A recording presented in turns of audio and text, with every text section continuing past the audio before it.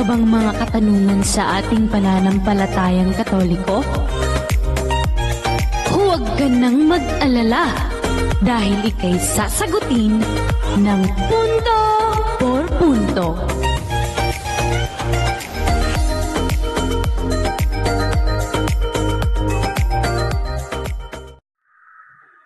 Sige.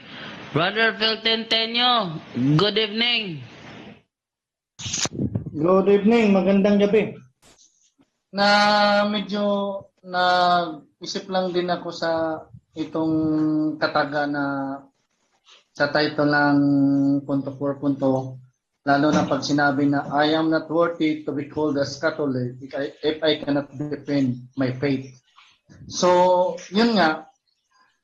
Sa ano po ba ang ipunto doon o ano po ba ang pinupunto ni Father Darwin or sa programa na I am not worthy to be called a Catholic if I cannot defend my faith. So sa anong pamamaraan ba na kailangan mong i-defend talaga o marunong ka talaga?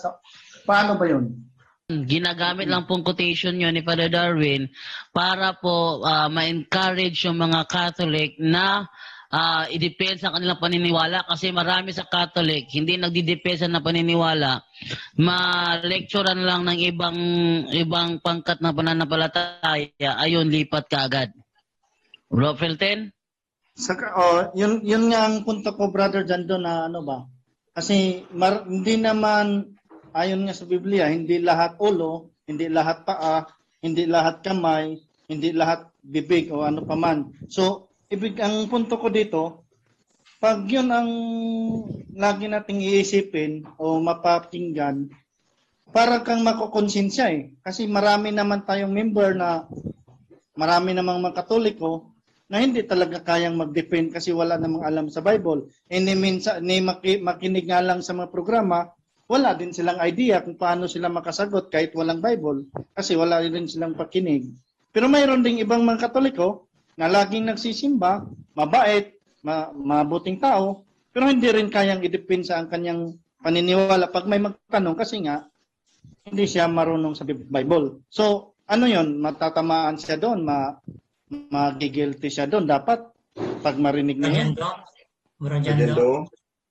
Sige, Father Gilbert.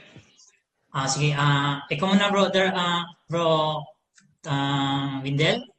Sige, salamat pa, Father Gilbert.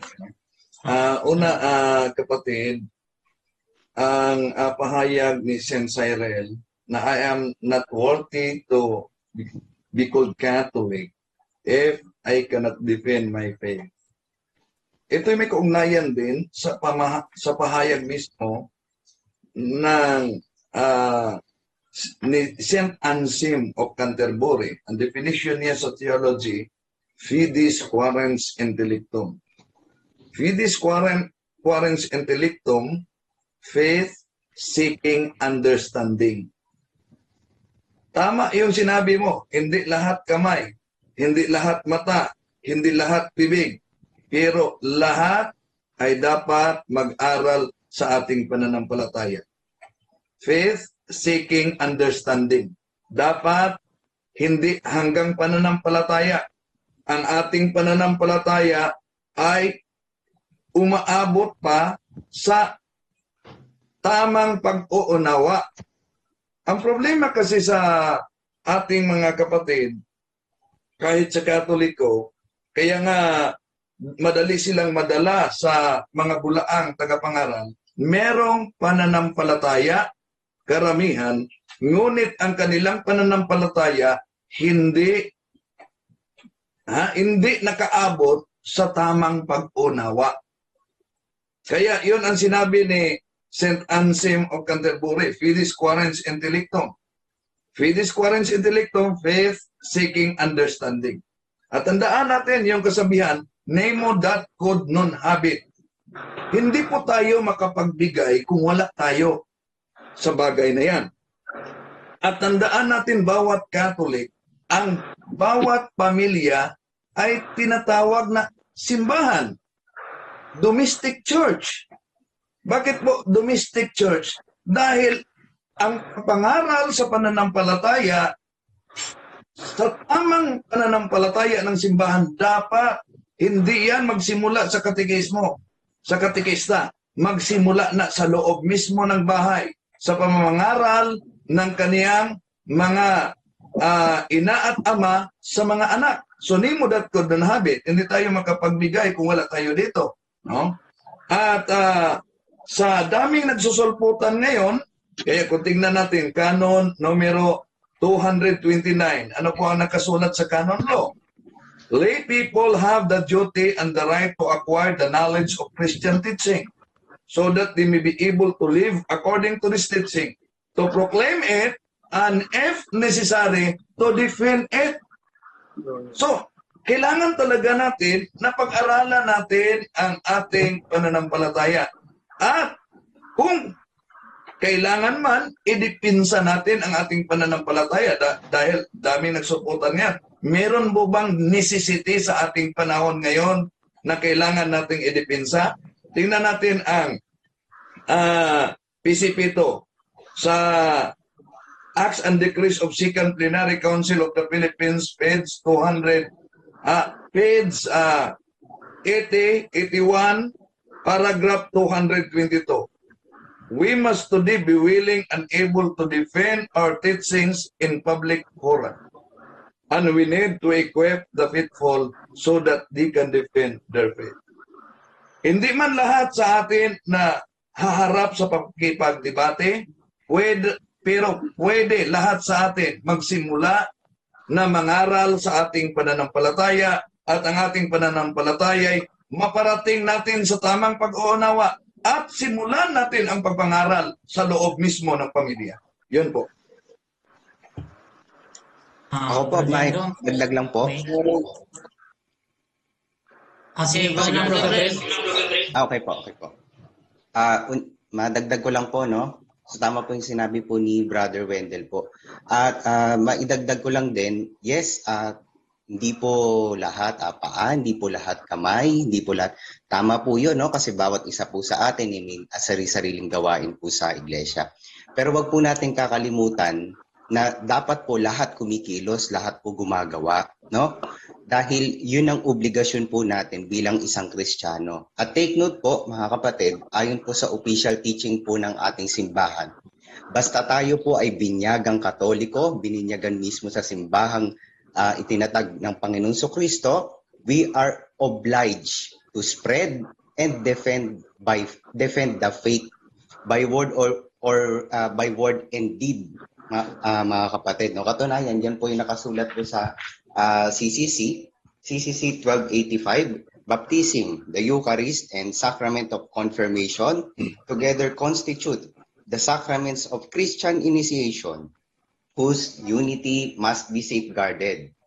It must be explained to the faithful that the reception of the sacrament of confirmation is necessary for completion of baptismal grace, for by the sacrament of confirmation, baptized are more perfectly bound to the church and enriched with special strength of Holy Spirit. Hence, they are true witness of Christ, more strictly, gusto kong pagdiinan to, kapatid, more strictly obliged to spread and defend the faith by word and deed. No? Hindi po porke pagde-depend ng faith pakikipag-argumentation na po, hindi po. No? At hindi po porke na pag sinabing defend dapat pag may pumunta na diyan ayon si talaga hindi po, no? Kasi basta po tayo ay basta na bautismoan tayo sa iglesyang to, dapat tama po yung sabi ni Brother Wendell dapat sa ating mismo magsimula sa mga magulang ipangaral sa anak ano ba yung aral ng simbahan. Diba? Ang problema po kasi, tama, mabait. Ang problema sa bait niya, nag-welcome siya ng ibang aral o in-entertain niya yung ibang aral. Ayun, naakay. Yung iba, hindi na nga mabait. Di ba? Sabongero pa, pero magtataka ka, naakay ng ibang iglesia. Nung naakay sa ibang iglesia, pinagmamalaki yung mga bisyo niya. Dati ika akong manlalasing, dati ika akong nung kaanib pa ako dyan sa iglesia Katolika. Ngayon nagbago ika ako nung naanib ako dito sa Ang Dating Daan o sa INC. O, bait lang bang basayan? Sama ng ugali bang basayan? Hindi. Yung aral na pinanghahawakan ng ating simbahan, yun ang mapasa atin. Kaya nga dapat bata pa lang, inaaralan na yung mga kapatid nating Katoliko. At bilang isang magulang, sabi dito sa CCC, we are more strictly obliged to spread our faith, to spread yung doktrina, yung aral, yung dogma ng ating simbahan. Hindi po pwede nating sabihin na, ay wala akong alam. Hindi po. Meron po tayo, kaya nga tayo may catechist. Kaya po meron tayong punto por punto. I-share po natin, sige, para masabi natin di alam. Ang problema po kasi, karamihan ng mga Katoliko, wala nang alam, wala pang inaalam. Wala nang alam sa aral ng Katoliko, pero wala silang time para aralin yung aral ng Katoliko. And yet, sasabihin, respetuhan na lang. Hanggang kailan natin sasabihin, mga kapatid, na respetuhan na lang sa pananampalataya? Hanggang kailan tayo magiging bulag o titiisin na tayo laging inaalipusta o inaalimura? Hanggang kailan natin titiisin na padami ng padami yung mga dati nating kapatid kasama sa pananampalatayang to at malilipat sa ibang iglesia dahil sasabihin nila, doon nila natagpuan yung totoong aral. Kumilos po tayo, mga kapatid. No? Tulungan natin yung sarili natin. Hirap ka ba mag-aral? Dahil hindi mo ba alam? Manood ka ng punto por punto. I encourage you. O lahat ng mga namin, lahat ng mga YouTube channels namin dyan na pinopromote sa punto por punto, panoorin mo. Wala kang time para mag-aral, manood ka po. Ayan, kay Brother Wendell, andyan po yung mga kapatid. Wala tayong dahilan para hindi aralin yon dahil tayo ay binyagang Katoliko. So yun po yung maidadagdag ko po. Maraming salamat. Dagdagan ko, bro. Kasi yung sinabi niya kasi hango yun sa sulat ni St. Paul sa 1 Corinto 12, 14 hanggang 20. Pero wag mong kalimutan, kapatid, kahit sinabi ni St. Paul yun na iba yung kamay, iba yung paa, iba yung mata, ang huli-huli naman yung sinabi, kahit magkaiba, tayo ay iisa lamang. No? Basahin ko na lang dito, kapatid, ang sinabi ni St. Paul sa 20, no? Sa 1 Corinto 12:20, ito ang sabi niya, ngunit ang totoo'y marami ang mga bahagi, ngunit iisa lamang ang katawan. Oh. So, ano ang silbi ng kamay, mata, kung hindi mo papagalawin? No? Sa galaw ng iisang buong katawan. O ngayon, kung ang isang katawan inangaral, ayaw mo bang gawin yung part mo, yung kamay, kung ikaw yung kamay, ayaw mo bang gawin na ngaral para magamit mo yung magsusilpi ka naman sa iisang buong katawan? At kung natin mo ng kapatid, ang una nag-utos sa atin dyan, Panginoon dito. Wala din. Ano po ba? Mateo po ba? 28:20? Ako na lang po magbabasa po. Na ituro ninyo sa kanila na kanilang ganapin ang lahat ng mga bagay na iniutos ko sa inyo at narito, ako'y sumasa inyong palagi hanggang sa katapusan ng sanlibutan. Lahat ng inuutos ko sa inyo, tandaan ninyo, ako'y laging kasama nito hanggang sa katapusan ng panahon. Pinapaturuan tayo ng ating Panginoon sa lahat na kanyang itinuro. Ngayon, ano ang pangunahing itinuro ng ating unang sa Papa ni San Pedro regarding sa pag-i-defend? 1 Peter 3:15. So, i-continue ko lang, kapatid. So, kung titingnan natin sa Canon 226, paragraph 1, ang sabi doon, yung magulang may pananagutan sa kanilang anak na educate sila according sa paniniwala natin. Yung Canon 1366, nagsabi nga doon pag binigyan nyo anak na galing sa parents na Katoliko, may pananagutan sila, may sanction sila. So, kailangan talaga muna tayo mag-educate sa mga anak natin. Pero, titingnan din naman na, okay, maganda yung masagot ng mga kapatid natin, napakaganda. Titingnan din natin yung pastoral side, no, kung ano yung approach.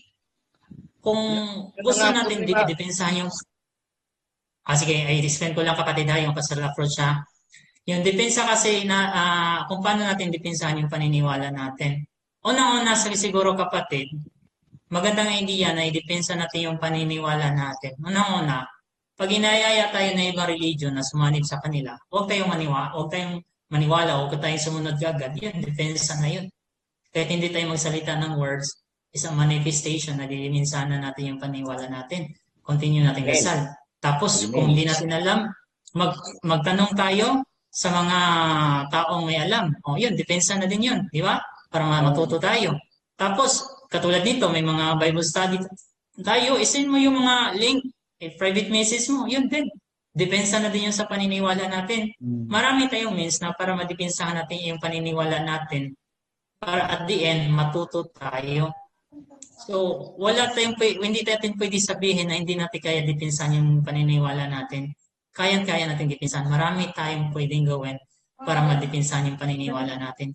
Hindi man tayo nakapag-aral o nakapag-aral man tayo, kaya natin depensahan yung paniniwala natin sa tulong ng ibang tao. Ang importante lang, maghanap tayo ng taong tutulong sa atin. Yun po, kapatid. Okay, Father. Yun nga rin ang problema, Father, kasi nga, paano nga makapangaral ang isang magulang sa kanyang mga anak, wala namang, siya nga, hindi rin niya alam yung mga aral, so wala din siyang may pangaral. So, tuloy na ako sa pangalawang tanong, Father. Related din ito. Ngayon, kapatid, na may mga online Bible study na tayo, so wala natin rason na hindi tayo matuto. Ngayon, matuto na tayo. So, related din sa Father.